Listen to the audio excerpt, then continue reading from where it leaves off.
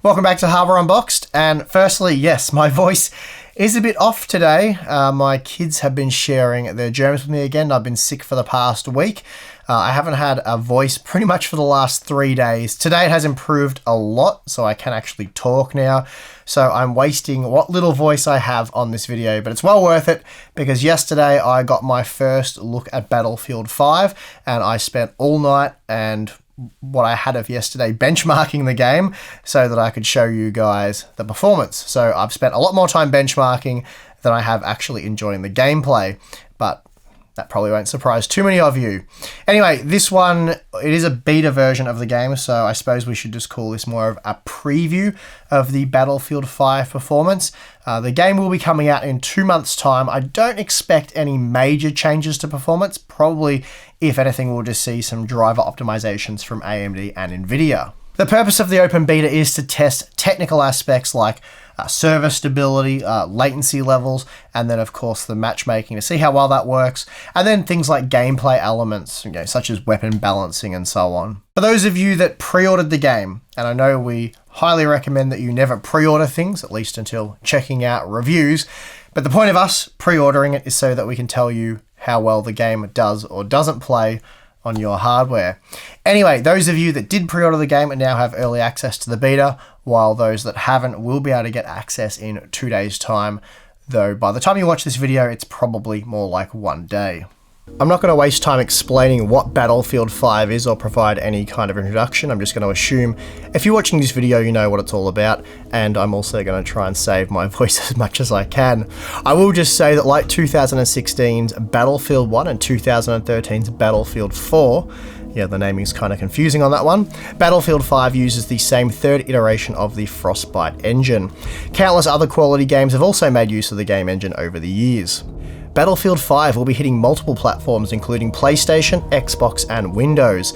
The PC version of the beta allows gamers to adjust the quality levels of things such as textures, filtering, lighting effects, post-processing, mesh, terrain, undergrowth, anti-aliasing and ambient occlusion. The beta also includes options for resolution scaling, UI scaling, field of view sliders, motion blur, lens distortion, vignettes and more. As you might expect, there are limited maps and game modes available in the open beta, but it doesn't really matter for testing as I'm only using a single map anyway. Getting into the game was quite difficult as all the servers were constantly full, but I did manage, after a fair bit of messing around, to get in to where I needed to be to run my tests. I chose the Grand Operations mode on the Narvik map, and I had to keep loading into the game until I ended up on the right team in the right section of the match so that I could run my pass. It was a massive amount of messing about, but I managed to test almost a dozen of the latest generation GPUs at 3 resolutions. I also have some quality preset scaling data to go over as well towards the end of the video. As usual, I'll be using my GPU test rig, which is built inside the Corsair Crystal 570X and comprises of a Core i7-8700K clocked at 5GHz with 16GB of DDR4 3400 memory.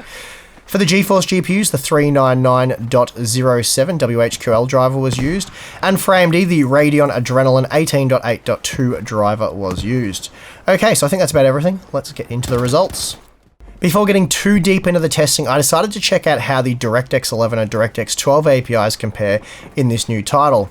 After all, if AMD worked best with DX12 and NVIDIA with DX11, that's how I would have tested the GPUs from each company going forward. However, I quickly discovered that DirectX 11 was the only way to go for both teams. Using DirectX 12, the game suffered major stuttering issues with both the AMD and NVIDIA GPUs, and this is something we saw in Battlefield 1 upon release, so I guess it's not entirely surprising. Developer EA DICE clearly aren't prioritizing the low-level API. So for the remainder of this video, we will be testing exclusively with DirectX 11. Okay, so first up we have the 1080p results using the ultra quality preset, and here the RX 580 was up to 14% faster than the GTX 1060 6GB. The Radeon graphics card also maintained a frame rate above 60 FPS in our test, and we see that Vega 56 was also 8% faster than the GTX 1070 for the average frame rate, but did suffer a larger disparity between the average and 1% low result, making it 5% slower for frame time performance. This weaker than expected frame time performance was also seen for both the Vega 64 models, and both were down on the GTX 1070 Ti, despite beating the 1080 for the average frame rate. So some driver work still needs to come from AMD, but no surprises there, as we are only testing the beta version of the game. And of course it is an Nvidia sponsored title. The GTX 1080 Ti also sees a rather large difference between the frame time and average frame rate result. That said, we're likely running into some kind of system bottleneck here as the 1% low figure still broke 100 FPS. Moving to 1440p, and we see that the gap between the 1% low and average frame rate for the 1080 Ti has shrunk, and this is likely due to the fact that we're more GPU bound here, taking the pressure off whatever the performance limiting component was previously, perhaps the CPU or memory for example. Again, we see that the Vega series is a little lacking when it comes to frame time performance, which is a shame as we're seeing competitive average frame rate results. Hopefully AMD can address this before the game's official release. At 1440p, the RX 580 and GTX 1060 are able to deliver playable performance, though the RX 580 was noticeably better. Still, if you're seeking around 60 FPS for the 1% low result, then the GTX 1070 will have you covered. And for smooth gameplay at this resolution, that's really all you will require. Then at the extreme 4K resolution, you'll either have to dial down the quality settings or bring at least a GTX 1080 Ti. But even then, the performance wasn't really amazing. It was playable, just not amazing. Here we can have a quick look at how the presets compare using 4 of the previously tested GPUs. Please note I have had to manually configure the preset each time, as for some reason the developer has decided to embed the VSync option within the presets, and for some of them it's forced on. Very strange that, but hopefully they'll address that one before release.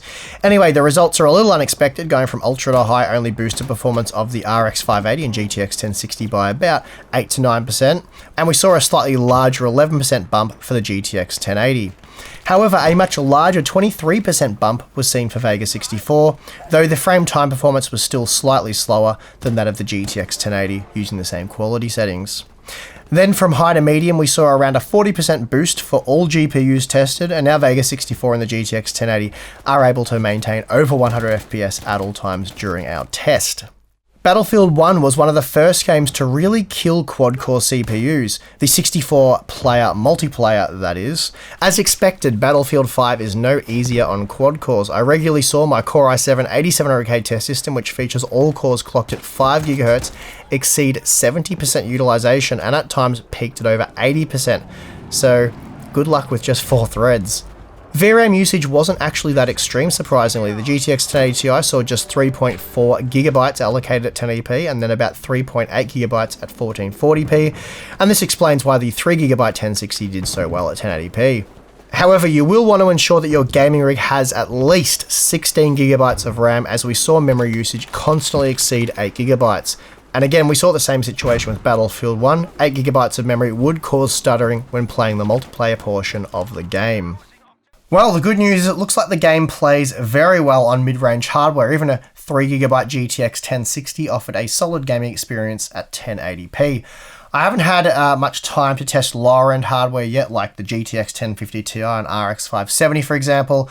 I'll save the big 50-something GPU comparison for when the game is officially released. For now though, it's nice to know that those rocking a GTX 1060 or RX 580 have a lot to look forward to. Even at 1440p, the game can be enjoyed in all of its glory with Vega 56 or the GTX 1070, and I expect things to only improve from here, unless of course you're using ray tracing.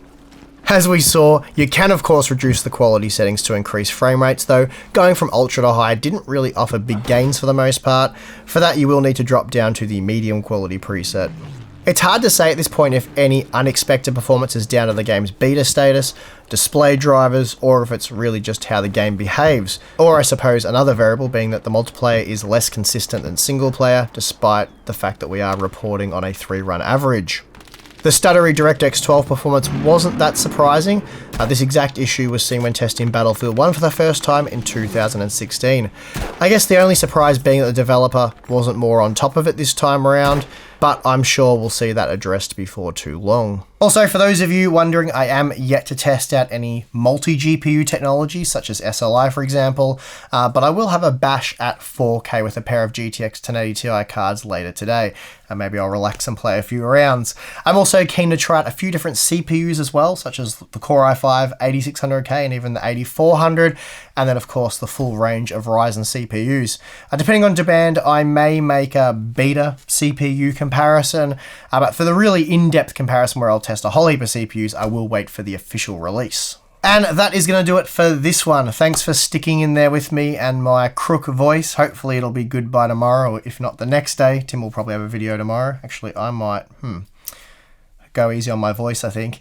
Anyway, if you did enjoy the video, feel free to hit the like button for us, subscribe for more content, and if you appreciate the work we do at Unboxed, then consider supporting us on Patreon. Thank you for watching. I'm your host, Steve, and I'll see you again next time.